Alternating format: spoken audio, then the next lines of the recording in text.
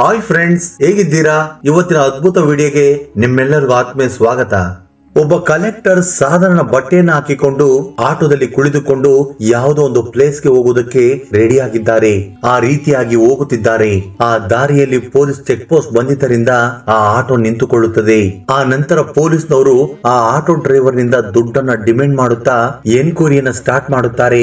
Collector ಅವರಿಗೆ ಬುದ್ಧಿ ಹೇಳುವುದಕ್ಕೆ ಟ್ರೈ ಮಾಡಿದಾಗ ಪೊಲೀಸ್ನವರು ಕಲೆಕ್ಟರ್ ನನ್ನ ಬೈಯುವುದಕ್ಕೆ ಶುರು ಮಾಡುತ್ತಾರೆ. ಆಗ ಅದನ್ನು ನೋಡಿದ ಕಲೆಕ್ಟರ್ ಗೆ ಕೋಪ ಬಂದು, ನಡೀರಿ ಸ್ಟೇಷನ್ಗೆ ಹೋಗೋಣ, ಅಲ್ಲಿ ನಿಮ್ಮನ್ನ ಏನು ಮಾಡಬೇಕೆಂದು ಡಿಸೈಡ್ ಮಾಡ್ತೀನಿ ಅಂತೇಳಿ ಸೀರಿಯಸ್ ಆಗಿ ಹೇಳ್ತಾರೆ. ಕಲೆಕ್ಟರ್ ಮಾತ್ರ ಆಟೋದಲ್ಲಿ ಸುತ್ತಾಡುತ್ತಿದ್ದಾರೆ. ಅವರಿಗೆ ಸರ್ಕಾರ ಕೊಟ್ಟಿರುವ ಕಾರು ಮತ್ತು ಅವರಿಗೆ ಭದ್ರತೆ ಇಲ್ಲದಿರುವುದಕ್ಕೆ ಕಾರಣವೇನು, ಅಸಲಿಗೆ ಈ ಕಥೆಯಲ್ಲಿ ಏನು ನಡೆಯುತ್ತೆಂದು ತಿಳಿದುಕೊಳ್ಳಬೇಕು ಅಂದ್ರೆ ಈ ವಿಡಿಯೋವನ್ನು ಎಲ್ಲಿಯೂ ಕೂಡ ಸ್ಕಿಪ್ ಮಾಡದೆ ಎಂಡಿಂಗ್ ವರೆಗೂ ನೋಡಿ. ಉತ್ತರ ಪ್ರದೇಶದ ಕಾನ್ಪುರದಲ್ಲಿನ ಒಂದು ಚಿಕ್ಕ ಗ್ರಾಮದಲ್ಲಿ ಸಂಜಯ್ ಎಂಬ ಹುಡುಗ ತುಂಬಾ ಹ್ಯಾಪಿಯಾಗಿ ಇರುತ್ತಿದ್ದನು. ಎಲ್ಲರೊಂದಿಗೂ ಸಂತೋಷವಾಗಿ ಮಾತನಾಡುತ್ತಾ ಒಂದು ರೀತಿ ಸ್ನೇಹ ಜೀವಿಯಾಗಿದ್ದನು. ಆತನಿಗೆ ಗ್ರಾಮದಲ್ಲಿನ ಜನರೆಲ್ಲರೂ ಚೆನ್ನಾಗಿ ಗೊತ್ತು. ಆತನು ತುಂಬಾ ಒಳ್ಳೆಯ ಹುಡುಗ. ಆತನ ಸ್ವಭಾವವು ಕೂಡ ಆ ಊರಿನ ಜನರಿಗೆ ತುಂಬಾ ಅಚ್ಚುಮೆಚ್ಚು. ಹಾಗೆಯೇ ಆ ಹುಡುಗನಿಗೆ ಸುತ್ತಮುತ್ತಲಿನ ಜನರು ಏನಾದ್ರೂ ಒಂದು ಕೆಲಸ ಕೊಡ್ತಾ ಇದ್ರು, ಆ ಹುಡುಗನು ಕೂಡ ಅದನ್ನ ಇಲ್ಲ ಅನ್ನದೇ ಚಾಚು ತಪ್ಪದೆ ಮಾಡುತ್ತಿದ್ದನು. ಅದಕ್ಕೆ ಸಂಜಯ್ಗೆ ಏನೇ ಕೆಲಸ ಹೇಳಿದರೂ ಆ ಹುಡುಗ ಪಾಪ ಮಾಡುತ್ತಾನೆ. ತುಂಬಾ ಒಳ್ಳೆ ಹುಡುಗ ಅಂತೇಳಿ ಊರಲ್ಲಿರುವ ಎಲ್ಲರ ಮನಸ್ಸನ್ನು ಕೂಡ ಗೆದ್ದಿರುತ್ತಾನೆ. ಆದ್ದರಿಂದ ಸಂಜಯ್ ಆ ಊರಿನಲ್ಲಿದ್ದ ಎಲ್ಲರಿಗೂ ಕೂಡ ತುಂಬಾ ಫೇವರೇಟ್ ಆಗುತ್ತಾನೆ. ಆತನಿಗೆ ತಂದೆ ತಾಯಿಗಳು ಮತ್ತು ಒಬ್ಬ ತಂಗಿ ಇದ್ದಾಳೆ. ಚೆನ್ನಾಗಿ ಓದಿಕೊಂಡು ದೊಡ್ಡ ಆಫೀಸರ್ ಆಗಬೇಕು, ಎಲ್ಲರೂ ನಮ್ಮ ತಂದೆಗೆ ಗೌರವ ಕೊಡಬೇಕು ಅನ್ನೋದು ಸ್ಕೂಲ್ ಡೇಸ್ ನಿಂದಲೂ ಕೂಡ ಅವನಿಗೆ ಒಂದು ದೊಡ್ಡ ಕನಸಾಗಿರುತ್ತೆ. ಕಾಲ ಕಳೆದ ಹಾಗೆ ಅವನ ಪಾಠಶಾಲೆಯ ವಿದ್ಯೆ ಪೂರ್ತಿಯಾಗುತ್ತೆ. ಆ ನಂತರ ಸಂಜಯ್ ಗ್ರಾಜುಯೇಷನ್ ನಲ್ಲಿ ಅಡ್ಮಿಷನ್ ಅನ್ನ ತಗೊಂಡು ಗ್ರಾಜುಯೇಷನ್ ಪೂರ್ತಿ ಮಾಡಿದ ನಂತರ ಸಂಜಯ್ UPS ನಲ್ಲಿ ಒಳ್ಳೆ ಮಾರ್ಕ್ಸ್ ಅನ್ನ ತಗೊಂಡು ಉತ್ತೀರ್ಣನಾದ್ರೆ ನಂತರ ಕಲೆಕ್ಟರ್ ಆಗಬಹುದು. ಆಗ ನಮ್ಮ ತಂದೆಗೆ ಎಲ್ಲರೂ ಕೂಡ ಗೌರವ ಕೊಡುತ್ತಾರೆ ಅಂತೇಳಿ UPS ಗೆ ಪ್ರಿಪೇರ್ ಆಗೋದಕ್ಕೆ ಶುರು ಮಾಡುತ್ತಾನೆ. ಇನ್ನು ನನ್ನ ಮಗ ದೊಡ್ಡ ಓದನ್ನ ಓದುತ್ತಿದ್ದಾನೆಂದು ತಿಳಿದುಕೊಂಡ ನಂತರ ಆತನ ಧೈರ್ಯವನ್ನ ಮತ್ತಷ್ಟು ಹೆಚ್ಚಿಸುವುದಕ್ಕೆ ಪ್ರಯತ್ನ ಮಾಡಿದರು. ಅಪ್ಪ, ನೀನು ತುಂಬಾ ಕಷ್ಟಪಟ್ಟು ಓದ್ತೀಯ ಅಂತ ನಮ್ಗೆ ಗೊತ್ತು, ಮಿಕ್ಕಿದೆಲ್ಲವನ್ನು ನಮ್ಗೆ ಬಿಡು ಅಂತೇಳಿ ನಿನಗೆ ದುಡ್ಡಿನ ಸಮಸ್ಯೆ ಬರ್ದಿರೋ ಹಾಗೆ ನೋಡ್ಕೋತೀವಿ, ನೀನ್ ಮಾತ್ರ ಚೆನ್ನಾಗಿ ಓದು ಅಂತ ಹೇಳ್ತಾರೆ. ವಾಸ್ತವವಾಗಿ ಸಂಜೀವ್ನ ತಂದೆ ಊರಲ್ಲಿ ವ್ಯವಸಾಯ ಮಾಡ್ತಾ ಇದ್ರು. ಇದರಿಂದ ಹೇಗೋ ಕಷ್ಟಪಟ್ಟು ದುಡ್ಡನ್ನ ಅಡ್ಜಸ್ಟ್ ಮಾಡ್ತಾರೆ ಅಂತೇಳಿ ಗೊತ್ತಾಗುತ್ತೆ. ಕುಟುಂಬ ಸದಸ್ಯರು ನೀಡಿದ ಭರವಸೆಯಿಂದ ಸಂಜಯ್ ಕಷ್ಟಪಟ್ಟು ಓದುವುದಕ್ಕೆ ಶುರು ಮಾಡುತ್ತಾನೆ. ಹೀಗೆ ನಿಧಾನವಾಗಿ ಸಮಯ ಕಳೆದು ಹೋಗುತ್ತಿದೆ. ಸಂಜಯ್ನ ಕನಸು ನನಸಾಗಿ UPS ನಲ್ಲಿ ಒಳ್ಳೆ ರ್ಯಾಂಕ್ ಒಂದಿಗೆ ಉತ್ತೀರ್ಣನಾಗುತ್ತಾನೆ. ಆ ರೀತಿಯಾಗಿ ಕಲೆಕ್ಟರ್ ಆಗುತ್ತಾನೆ. ಕಲೆಕ್ಟರ್ ಆದ ನಂತರ ತುಂಬಾ ಸಂತೋಷವಾಗಿದೆ ಎಂದು ಈ ಸಂತೋಷವನ್ನ ತನ್ನ ತಂದೆ ತಾಯಿಯೊಂದಿಗೆ ಹಂಚಿಕೊಳ್ಳಬೇಕೆಂದು ತನ್ನ ತಂದೆಗೆ ಈ ವಿಷಯವನ್ನು ತಿಳಿಸಿದಾಗ ಆತನ ಸಂತೋಷಕ್ಕೆ ಮಿತಿನೇ ಇಲ್ಲದೆ ಹೋಗುತ್ತದೆ. ಅವರು ತುಂಬಾ ಸಂತೋಷವಾಗಿ ಲೈಫ್ ಅನ್ನ ಲೀಡ್ ಮಾಡುತ್ತಿರುವ ಸಮಯದಲ್ಲಿ ಈ ಸಂತೋಷವಾದ ಸಮಯವನ್ನ ಸೆಲೆಬ್ರೇಟ್ ಮಾಡಿಕೊಳ್ಳುತ್ತಾರೆ. ಈ ಆನಂದದ ಸಂದರ್ಭದಲ್ಲಿ ಊರಲ್ಲಿ ಸ್ವೀಟ್ ಅನ್ನ ಹಂಚುತ್ತಾರೆ. ಸಂಜಯ್ ಕಲೆಕ್ಟರ್ ಆಗಿದ್ದಾನೆಂದು ತಿಳಿದುಕೊಂಡ ನಂತರ ನಗರದಲ್ಲಿದ್ದ ಎಲ್ಲರೂ ಕೂಡ ತುಂಬಾ ಸಂತೋಷ ಪಡುತ್ತಾರೆ. ಆ ಗ್ರಾಮದಲ್ಲಿ ಇಂತಹ ಪದವಿಯನ್ನು ಸಂಪಾದನೆ ಮಾಡಿರುವ ಮೊದಲನೇ ಹುಡುಗನೆಂದು ಎಲ್ಲರೂ ಕೂಡ ಸಂಭ್ರಮವನ್ನ ಮಾಡುತ್ತಾರೆ. ಆ ನಂತರ ಸಂಜಯ್ ಕಲೆಕ್ಟರ್ ಟ್ರೈನಿಂಗ್ ಗೆ ಹೋಗುವ ಮೊದಲು ತನ್ನ ಊರಿಗೆ ಬಂದು ಎಲ್ಲರೊಂದಿಗೂ ಕೂಡ ಸ್ವಲ್ಪ ಸಮಯ ಸಂತೋಷದಿಂದ ಕಳೆಯುತ್ತಾನೆ. ಆ ನಂತರ ಸಂಜಯ್ ಟ್ರೈನಿಂಗ್ ಗೆ ಸಮಯವಾಗಿದ್ದರಿಂದ ಡ್ಯೂಟಿ ಚಾರ್ಜ್ ತೆಗೆದುಕೊಳ್ಳುವುದಕ್ಕೆ ಅಲ್ಲಿಂದ ಹೊರಟು ಹೋಗುತ್ತಾನೆ. ಈಗ ಟ್ರೈನಿಂಗ್ ಸಮಯದಲ್ಲಿ ಬಂದ ಸಂಬಳವನ್ನು ತೆಗೆದುಕೊಂಡು ಸ್ವಲ್ಪ ದುಡ್ಡನ್ನ ಕಳಿಸುತ್ತಿದ್ದನು. ಮಗ ದುಡ್ಡು ಕಳಿಸಿರುವುದನ್ನು ಕಂಡ ತಂದೆ ತುಂಬಾ ಸಂತೋಷ ಪಡುತ್ತಾರೆ. ಒಂದು ರೀತಿ ಅವರ ಸಂತೋಷಕ್ಕೆ ಮಿತಿನೇ ಇಲ್ಲದೆ ಹೋಗುತ್ತದೆ. ಏಕೆಂದ್ರೆ ಮಗನು ಸಂಪಾದಿಸುವುದಕ್ಕೆ ಶುರು ಮಾಡಿದ್ರೆ ನನಗೂ ಕೂಡ ಸ್ವಲ್ಪ ಸಪೋರ್ಟ್ ಸಿಗುತ್ತೆ ಅಂತೇಳಿ ತುಂಬಾ ಸಂತೋಷ ಪಡುತ್ತಾರೆ. ದಿನ ಕಳೆದಂತೆ ಸಂಜಯ್ನ ಶಿಕ್ಷಣ ಪೂರ್ತಿಯಾಗಿ ಡ್ಯೂಟಿಗೆ ಹೋಗುತ್ತಾನೆ. ಹೀಗೆ ಒಂದು ಜಿಲ್ಲೆಗೆ ಕಲೆಕ್ಟರ್ ಆಗಿ ಪೋಸ್ಟಿಂಗ್ ಬರುತ್ತದೆ. ಅಲ್ಲೇ 2-3 ವರ್ಷ ಕಳೆಯಬೇಕಾಗುತ್ತದೆ. ಕೆಲಸದ ಟೆನ್ಷನ್ ನಲ್ಲಿ ಮನೆ ಕಡೆ ಮರೆತು ಹೋಗುವಂತೆ ಕೆಲಸ ಮಾಡುತ್ತಾನೆ. ಹೀಗೆ ಒಂದು ಸಾರಿ ಊರು ನೆನಪಾಗಿ ಊರಿಗೆ ಹೋಗಿ ಎಲ್ಲರ ಜೊತೆ ಸ್ವಲ್ಪ ಸಮಯ ಕಳೆಯಬೇಕೆಂದುಕೊಳ್ಳುತ್ತಾನೆ. ಅವನ ಹಳೆಯ ನೆನಪುಗಳು ನೆನಪಾಗಿ ಹೇಗಾದ್ರೂ ಮಾಡಿ ಡ್ಯೂಟಿಗೆ ಲೀವ್ ಹಾಕಿ ಊರಿಗೆ ಹೋಗಬೇಕೆಂದುಕೊಳ್ಳುತ್ತಾನೆ. ಆತನು ಊರಲ್ಲಿ ಇರುವಷ್ಟು ದಿನ ಎಲ್ಲರಿಗೂ ಕೂಡ ತನ್ನ ಕೈಯಿಂದ ಆದಷ್ಟು ಸಹಾಯ ಮಾಡುತ್ತಿದ್ದನು. ಆದ್ದರಿಂದ ಊರಲ್ಲಿದ್ದ ಎಲ್ಲರೂ ಕೂಡ ಅವನನ್ನ ತುಂಬಾ ಇಷ್ಟಪಡುತ್ತಿದ್ದರು. ಆ ನಂತರ ಕಲೆಕ್ಟರ್ ಉದ್ಯೋಗಕ್ಕೆ ಲೀವ್ ಅನ್ನು ಹಾಕಿ ತನ್ನ ಸ್ವಂತ ಊರಿಗೆ ಬರುತ್ತಾನೆ. ಮಗ ಲೀವ್ ಹಾಕಿ ಮನೆಗೆ ಬಂದಿದ್ದನ್ನ ಕಂಡ ತಂದೆ ತಾಯಿಗಳ ಸಂತೋಷಕ್ಕೆ ಮಿತಿನೇ ಇಲ್ಲದೆ ಹೋಗುತ್ತದೆ. ಆ ಊರಿನ ಜನರೆಲ್ಲರನ್ನು ಕೂಡ ಭೇಟಿಯಾಗುತ್ತಾನೆ. ಅವ್ರ ಜೊತೆ ಕುಣಿದು ಕುಪ್ಪಳಿಸುತ್ತಾ ಸಂತೋಷವಾಗಿರುತ್ತಾನೆ. ನೀನು ಕಲೆಕ್ಟರ್ ಆದ್ರೂ ಕೂಡ ಅಹಂಕಾರ ಬಂದಿಲ್ಲ, ನೀನು ಯಾವಾಗಲೂ ಕೂಡ ಚೆನ್ನಾಗಿರ್ಬೇಕು ಅಂತೇಳಿ ಆ ಊರಿನ ಜನರೆಲ್ಲರೂ ಕೂಡ ಅವನನ್ನ ಆಶೀರ್ವಾದ ಮಾಡುತ್ತಾರೆ. ಹೀಗೆ 2-3 ದಿನಗಳು ಕಳೆದು ಹೋಗುತ್ತವೆ. ಆ ಸಮಯದಲ್ಲಿ ಮನೆಯಲ್ಲಿ ರೇಷನ್ ಖಾಲಿಯಾಗಿದ್ದರಿಂದ ಆ ಸರಕನ್ನ ತಗೊಂಡ್ ಬರೋದಕ್ಕೆ ತಂದೆ ಮಗನನ್ನ ಮಾರ್ಕೆಟ್ಗೆ ಕಳಿಸುತ್ತಾರೆ. ಆಗ ಕಲೆಕ್ಟರ್ ಸಾಧಾರಣವಾದ ಬಟ್ಟೆಯನ್ನು ಹಾಕಿಕೊಂಡು ಒಂದು ಆಟೋ ರಿಕ್ಷಾದಲ್ಲಿ ನೇರವಾಗಿ ನಗರಕ್ಕೆ ಹೋಗುತ್ತಾರೆ. ಅಲ್ಲಿಗೆ ಹೋದ ನಂತರ ಸಾಮಗ್ರಿಗಳಿಗೋಸ್ಕರ ಶಾಪಿಂಗ್ ಮಾಡೋದಕ್ಕೆ ಶುರು ಮಾಡುತ್ತಾರೆ. ನಂತರ ಆ ಲೀಸ್ಟ್ ನಲ್ಲಿ ಇದ್ದ ಎಲ್ಲ ವಸ್ತುಗಳನ್ನು ಖರೀದಿ ಮಾಡುತ್ತಾರೆ. ಆ ನಂತರ ಸಿಟಿಯಲ್ಲಿ ನನ್ನ ಬಾಲ್ಯ ಸ್ನೇಹಿತ ಇದ್ದಾನೆಂದು ನೆನಪು ಮಾಡಿಕೊಳ್ಳುತ್ತಾರೆ. ಊರನ್ನ ಖಾಲಿ ಮಾಡಿ ನಗರಕ್ಕೆ ಬಂದು ಅಲ್ಲೇ ತಮ್ಮ ಜೀವನವನ್ನು ಸಾಗಿಸುತ್ತಿದ್ದಾನೆ ಎಂದು ತಿಳಿದುಕೊಳ್ಳುತ್ತಾನೆ. ನಂತರ ಕಲೆಕ್ಟರ್ ತನ್ನ ಸ್ನೇಹಿತನ ಮನೆಗೆ ಹೋಗಿ ಅವರಿಗೆ ಸರ್ಪ್ರೈಸ್ ಕೊಡಬೇಕು ಅಂತ ಅಂದ್ಕೊಳ್ತಾರೆ. ಅದಕ್ಕೋಸ್ಕರ ಇನ್ನೂ ಸ್ವಲ್ಪ ದೂರ ಪ್ರಯಾಣ ಮಾಡಬೇಕಾಗಿರುತ್ತದೆ. ಆಗ ಕಲೆಕ್ಟರ್ ಒಂದು ಜಾಗದಲ್ಲಿ ನಿಂತುಕೊಂಡು ಆಟೋಗೋಸ್ಕರ ವೇಟ್ ಮಾಡ್ತಾ ಇರ್ತಾರೆ. ಅದಾದ ಸ್ವಲ್ಪ ಸಮಯಕ್ಕೆ ಆಟೋ ಡ್ರೈವರ್ ಬಂದು ಅಲ್ಲಿ ನಿಂತುಕೊಳ್ಳುತ್ತಾರೆ. ಕಲೆಕ್ಟರ್ ಸಾಧಾರಣವಾದ ಬಟ್ಟೆಯನ್ನು ಹಾಕಿಕೊಂಡಿದ್ದರಿಂದ ಆತನು ಕಲೆಕ್ಟರ್ ಅನ್ನೋದನ್ನ ಆಟೋ ಡ್ರೈವರ್ ಅರ್ಥ ಮಾಡಿಕೊಳ್ಳಲಾಗದೆ ಹೋಗುತ್ತಾನೆ. ಏನಪ್ಪಾ, ಎಲ್ಲಿಗೆ ಹೋಗ್ಬೇಕು ಅಂತೇಳಿ ಆಟೋ ಡ್ರೈವರ್ ಕೇಳುತ್ತಾನೆ. ಅದಕ್ಕೆ ಕಲೆಕ್ಟರ್, ಬ್ರದರ್, ಇನ್ನೂ 2-3 ಕಿಲೋಮೀಟರ್ ಮುಂದೆ ಹೋಗ್ಬೇಕು. ಆಗ ಆಟೋ ಡ್ರೈವರ್ ದುಡ್ಡನ್ನ ತಗೊಂಡು ಆಟೋದಲ್ಲಿ ಕೂರಿಸ್ತಾನೆ. ಕಲೆಕ್ಟರ್ ಆಟೋ ಡ್ರೈವರ್ಗೆ ರೂಟ್ ಅನ್ನ ಹೇಳಿ ಅದರ ಪ್ರಕಾರ ಪ್ರಯಾಣವನ್ನ ಮುಂದುವರಿಸುತ್ತಾರೆ. ಇನ್ನು ಈ ದಾರಿಯಲ್ಲಿ ಸ್ವಲ್ಪ ಮುಂದಕ್ಕೆ ಹೋದ ನಂತರ ಅಲ್ಲಿ ಪೊಲೀಸ್ನವರು ಕಾಣಿಸುತ್ತಾರೆ. ಅಲ್ಲಿ ಪೊಲೀಸ್ನವರು ತುಂಬಾ ವಾಹನಗಳನ್ನ ಅಡ್ಡಗಟ್ಟಿ ಅವರಿಂದ ದಂಡವನ್ನ ವಸೂಲಿ ಮಾಡುತ್ತಿದ್ದಾರೆ. ಆಗ ಪೊಲೀಸ್ನವರು ಆ ಆಟೋವನ್ನ ನಿಲ್ಲಿಸಿ ಈ ಆಟೋವನ್ನ ಪಕ್ಕಕ್ಕೆ ಹಾಕುವಂತೇಳಿ ಡ್ರೈವರ್ಗೆ ಹೇಳುತ್ತಾರೆ. ಆಗ ಕಲೆಕ್ಟರ್ ಡ್ರೈವರ್ ನನ್ನ ತಡೆದು ಏನು ಆಯ್ತು ಅಂತ ಹೇಳು ಅಂತ ಕೇಳ್ತಾರೆ.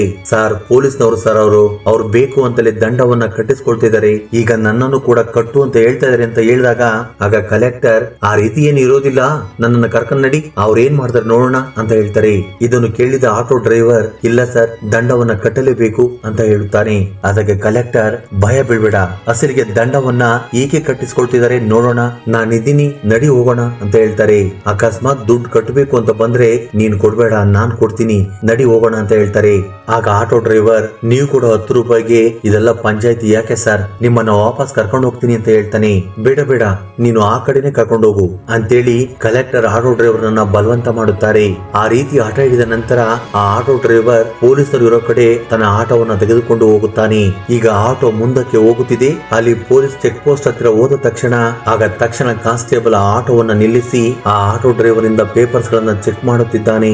ಕಾನ್ಸ್ಟೇಬಲ್ ಆಟೋ ಡ್ರೈವರ್ಗೆ ತುಂಬಾ ರೂಲ್ಸ್ ಗಳನ್ನ ಹೇಳುವುದಕ್ಕೆ ಶುರು ಮಾಡುತ್ತಾನೆ. ನಿನಗೆ ದಂಡ ಹಾಕ್ತಿದೀನಿ, ಕಟ್ಟಿ ಹೋಗು ಅಂತ ಹೇಳ್ತಾನೆ. ಇದನ್ನೆಲ್ಲ ನೋಡುತ್ತಾ ಕುಳಿತುಕೊಂಡಿದ್ದ ಕಲೆಕ್ಟರ್ ಒಂದು ಮಾತನ್ನು ಕೂಡ ಆಡುವುದಿಲ್ಲ. ಆಟೋ ಡ್ರೈವರ್ ಕಲೆಕ್ಟರ್ ಕಡೆ ನೋಡಿ ಪೊಲೀಸ್ನವರನ್ನ ಬೇಡಿಕೊಳ್ಳುವುದಕ್ಕೆ ಶುರು ಮಾಡುತ್ತಾನೆ. ಈ ವ್ಯಕ್ತಿ ನನಗೆ ಮೋಸ ಮಾಡಿದ, ಸುಮ್ನೆ ಅವಶ್ಯಕತೆ ಇಲ್ಲದೆ ಆ ವ್ಯಕ್ತಿ ಹೇಳ್ದ ಅಂತೇಳಿ ಈ ಕಡೆ ಬಂದು ದಂಡವನ್ನ ಕಟ್ಟಬೇಕಾಯ್ತು ಅಂತೇಳಿ ಆ ಡ್ರೈವರ್ ಕಲೆಕ್ಟರ್ ನನ್ನ ಮನಸ್ಸಲ್ಲಿ ಬೈದುಕೊಳ್ಳುವುದಕ್ಕೆ ಶುರು ಮಾಡುತ್ತಾನೆ. ಆದ್ರೆ ಆಟೋ ಡ್ರೈವರ್ ತನ್ನ ಸತ್ಯವಂತಿಕೆಯನ್ನು ನಿರೂಪಿಸಿಕೊಳ್ಳುವುದಕ್ಕೆ ಪ್ರಯತ್ನ ಮಾಡುತ್ತಿದ್ದಾನೆ. ಸರ್, ಎಲ್ಲಾ ಪೇಪರ್ಸ್ ಗಳನ್ನು ಕೂಡ ತೆಗೆದುಕೊಂಡು ಬಂದಿದ್ದೇನೆ, ನಾನು ಯಾವುದನ್ನು ಕೂಡ ಮರೆತು ಹೋಗಿಲ್ಲ, ದಯವಿಟ್ಟು ನನ್ನನ್ನ ಬಿಟ್ಬಿಡಿ ಅಂತೇಳಿ ಕೇಳುತ್ತಾನೆ. ಅದಕ್ಕೆ ಆ ಕಾನ್ಸ್ಟೇಬಲ್, ಅದೆಲ್ಲ ಏನ್ ಬೇಕಾಗಿಲ್ಲ, ಮೊದಲು ನಿನ್ನ ದಂಡವನ್ನ ಕಟ್ಟಿ ಹೋಗು ಅಂತೇಳಿ ಸೀರಿಯಸ್ ಆಗಿ ಹೇಳುತ್ತಾನೆ. ನಿನ್ನ ದಂಡವನ್ನ 2000 ಬರೆದಿದ್ದೇನೆ, ಕಟ್ಟಿ ನಿನ್ನ ಆಟೋವನ್ನ ತೆಗೆದುಕೊಂಡು ಹೋಗು ಅಂತ ಆ ಪೊಲೀಸ್ನವನು ಹೇಳುತ್ತಾನೆ. ಅದನ್ನು ಕೇಳಿದ ತಕ್ಷಣ ಆಟೋ ಡ್ರೈವರ್ನ ಎದೆ ಜಲ್ಲನ್ನುತ್ತೆ. ಕೈಯನ್ನ ಜೋಡಿಸಿ ಈ ರೀತಿ ಬೇಡಿಕೊಳ್ಳುತ್ತಾನೆ. ದಯವಿಟ್ಟು ನನ್ನನ್ನು ಕ್ಷಮಿಸಿ ಸರ್, ನಾನು ತುಂಬಾ ಬಡವ ಸರ್, ಬೆಳಗಿನಿಂದಲೂ ನಾನು 250 ರೂಪಾಯಿಯನ್ನ ಸಂಪಾದನೆ ಮಾಡಿದ್ದೇನೆ, ನೀವು ಬರೆದಿರುವ 2000 ದುಡ್ಡನ್ನ ಎಲ್ಲಿಂದ ತರಲಿ, ಸ್ವಲ್ಪ ದುಡ್ಡನ್ನ ಕಡಿಮೆ ಮಾಡಿ ಸರ್, ನನಗೆ ತುಂಬಾ ಅನುಕೂಲವಾಗುತ್ತೆ ಎಂದು ಬೇಡಿಕೊಳ್ಳುವುದಕ್ಕೆ ಶುರು ಮಾಡುತ್ತಾನೆ. ಸರಿ ಸರಿ, ಇಷ್ಟೊಂದು ಬೇಡ್ಕೊಳ್ತಿದ್ಯಾ, ಹೋಗ್ಲಿ 1000 ರೂಪಾಯಿ ಕಟ್ಬಿಟ್ಟು ಹೋಗು, ಆಗ ನನಗೆ ನೀನು ಯಾವ ರೀತಿಯ ರೆಕಾರ್ಡ್ಸ್ ಅನ್ನು ಕೂಡ ತೋರಿಸೋ ಅವಶ್ಯಕತೆ ಇಲ್ಲ, ಆಗ ನೀನು ಇಲ್ಲಿಂದ ಹೋಗ್ಬೋದು ಅಂತ ಹೇಳ್ತಾರೆ. ಅದಕ್ಕೆ ಆಟೋ ಡ್ರೈವರ್, ಸರ್, ನನ್ನ ಹತ್ತಿರ ಅಷ್ಟೊಂದು ದುಡ್ಡಿಲ್ಲ ಸರ್, ನಾನು ಅವಾಗ್ಲೇ ಹೇಳಿದೆ ಅಲ್ವಾ, ಬರೀ ನನ್ನ ಹತ್ರ 250 ರೂಪಾಯಿ ಮಾತ್ರ ಇದೆ ಅಂತ, ಆಗಿರುವಾಗ 1000 ರೂಪಾಯಿ ನಾನು ಎಲ್ಲಿಂದ ತರಲಿ ಎಂದು ಹೇಳುತ್ತಾನೆ. ನಿನ್ನೆ ಸಂಪಾದನೆ ಮಾಡಿರೋ ದುಡ್ಡು ಇದೆಯಲ್ವಾ, ಅದನ್ನ ಕೊಡು ಎಂದು ಆ ಪೊಲೀಸ್ನವನು ಹೇಳುತ್ತಾನೆ. ಆಗ ಆಟೋ ಡ್ರೈವರ್ ಮತ್ತೆ ಕೈಯನ್ನ ಜೋಡಿಸಿ, ಸರ್, ನಿನ್ನೆ ಸಂಪಾದನೆ ಮಾಡಿರೋ ದುಡ್ಡು ಖರ್ಚಾಗೋಯ್ತು, ಈ ದಿನ ನನ್ನ ಬಳಿ ಅಷ್ಟೊಂದು ದುಡ್ಡಿಲ್ಲ ಸರ್ ಅಂತ ಹೇಳ್ತಾನೆ. ಆಗ ಪೊಲೀಸ್ನವನು ಆ ಡ್ರೈವರ್ ನನ್ನ ಎದುರಿಸುವುದಕ್ಕೆ ಪ್ರಯತ್ನ ಮಾಡುತ್ತಾನೆ. ಹೀಗೆಲ್ಲ ಮಾಡಿದ್ರೆ ಆಗಲ್ಲ, ನೀನೇನಾದ್ರೂ ದಂಡ ಕಟ್ಟದೆ ಹೋದ್ರೆ ಪೊಲೀಸ್ ಸ್ಟೇಷನ್ಗೆ ಬರಬೇಕಾಗುತ್ತೆ ಅಂತ ಹೇಳ್ತಾನೆ. ಇದನ್ನೆಲ್ಲ ನೋಡುತ್ತಿದ್ದ ಕಲೆಕ್ಟರ್ ಮಾತನಾಡುವುದಕ್ಕೆ ಶುರು ಮಾಡುತ್ತಾರೆ. ಸರ್, ನಿಮ್ಮ ಪೋಸ್ಟಿಂಗ್ ಎಲ್ಲಿ ಎಂದು ಕೇಳುತ್ತಾರೆ. ಒಬ್ಬ ಸಾಧಾರಣ ವ್ಯಕ್ತಿ ಅವರ ಪೋಸ್ಟಿಂಗ್ ಬಗ್ಗೆ ಕೇಳಿದಾಗ ಆ ಕಾನ್ಸ್ಟೇಬಲ್ ಗೆ ಕೋಪ ಬಂದು, ನನ್ನನ್ನೇ ಪೋಸ್ಟಿಂಗ್ ಕೇಳ್ತೀಯಾ, ಅದನ್ನ ಕೇಳೋದಕ್ಕೆ ನೀನ್ ಯಾರು ಎಂದು ನಿರ್ಲಕ್ಷ್ಯದಿಂದ ಹೇಳುತ್ತಾನೆ. ನಾನು ಯಾರು ಅಂತ ನಿಮ್ಗೆ ಗೊತ್ತಿಲ್ವಾ, ನಾನು ಈ ದೇಶದ ಸಾಧಾರಣವಾದ ಪ್ರಜೆ, ಅನವಶ್ಯಕವಾಗಿ ದಂಡವನ್ನು ವಸೂಲು ಮಾಡುವ ಹಕ್ಕನ್ನ ನಿಮ್ಗೆ ಯಾರು ಕೊಟ್ರು ಅಂತ ಹೇಳಿ ತಿಳ್ಕೋಬೇಕು ಅಂತ ಕೂತಿದ್ದೀನಿ.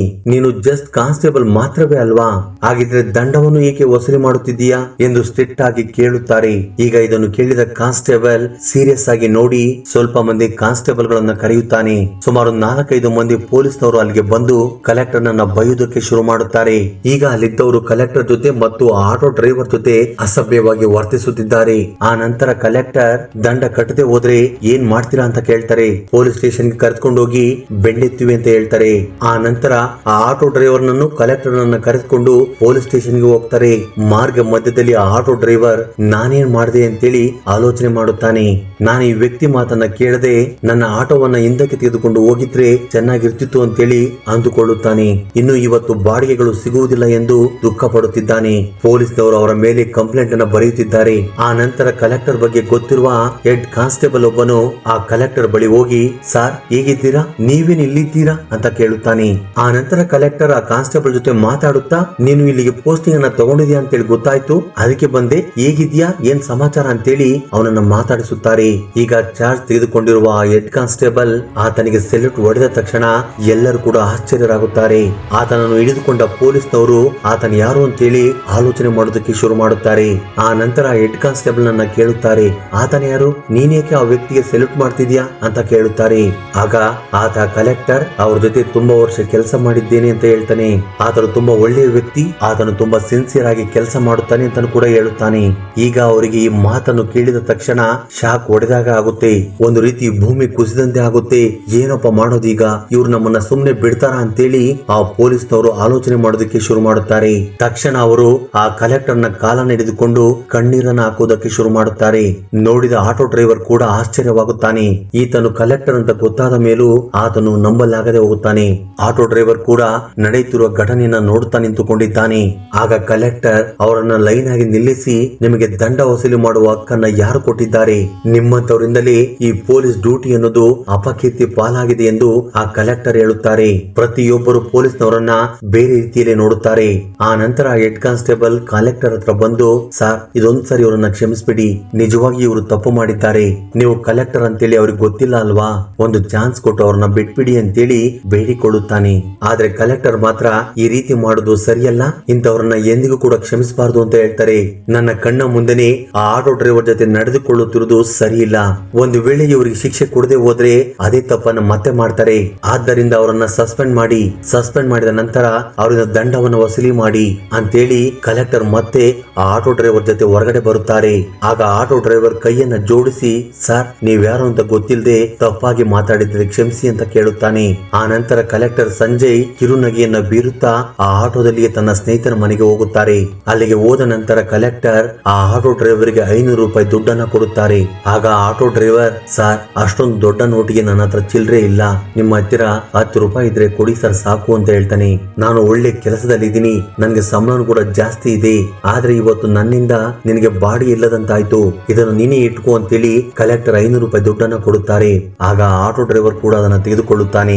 ಏಕೆಂದ್ರೆ ಒಬ್ಬ ಸಿನ್ಸಿಯರ್ ಆಗಿರುವ ಆಫೀಸರ್ ಆ ಪೊಲೀಸ್ನವರಿಗೆ ಸರಿಯಾದ ಪಾಠವನ್ನ ಕಲಿಸಿದ್ರು. ಆ ನಂತರ ಕಲೆಕ್ಟರ್ ಆ ಏರಿಯಾವನ್ನ ಖಂಡಿತವಾಗಿಯೂ ಅಧರ್ಮ ಅನೀತಿ ಇಲ್ಲದಂತೆ ನೋಡಿಕೊಳ್ಳುತ್ತಾರೆ. ಆ ಕಲೆಕ್ಟರ್ ಮನೆಗೆ ಹೋಗಿ ನಡೆದ ವಿಷಯವನ್ನೆಲ್ಲ ತನ್ನ ತಂದೆಗೆ ಹೇಳುತ್ತಾರೆ. ಇದನ್ನು ಕೇಳಿದ ತಂದೆ ಆನಂದದಿಂದ ಉಬ್ಬೇರಿಸುತ್ತಾರೆ. ಇವತ್ತು ಒಬ್ಬ ಆಟೋ ಡ್ರೈವರ್ಗೆ ದಂಡ ಕಟ್ಟದಂತೆ ತಡೆದ್ರು ಅನ್ನೋ ಸುದ್ದಿ ಗ್ರಾಮ ಪೂರ್ತಿ ವ್ಯಾಪಿಸಿದ್ದರಿಂದ ಗ್ರಾಮದ ಜನರೆಲ್ಲರೂ ಕೂಡ ಆ ಕಲೆಕ್ಟರ್ ನನ್ನ ಹೊಗಳುತ್ತಾರೆ. ಸ್ನೇಹಿತರೆ, ಇನ್ನು ನೀವು ಈ ಸ್ಟೋರಿ ಬಗೆಗಿನ ಅಭಿಪ್ರಾಯ ಅನಿಸಿಕೆಗಳನ್ನ ಕಮೆಂಟ್ ಬಾಕ್ಸ್ ಅಲ್ಲಿ ಕಮೆಂಟ್ ಮಾಡೋ ಮೂಲಕ ತಪ್ಪದೆ ತಿಳಿಸಿ. ಇನ್ನು ಈ ವಿಡಿಯೋ ನಿಮ್ಗೆ ಇಷ್ಟವಾಗಿದ್ದರೆ ದಯವಿಟ್ಟು ಲೈಕ್ ಮಾಡೋದನ್ನ ಮರೆಯಬೇಡಿ. ಧನ್ಯವಾದಗಳು.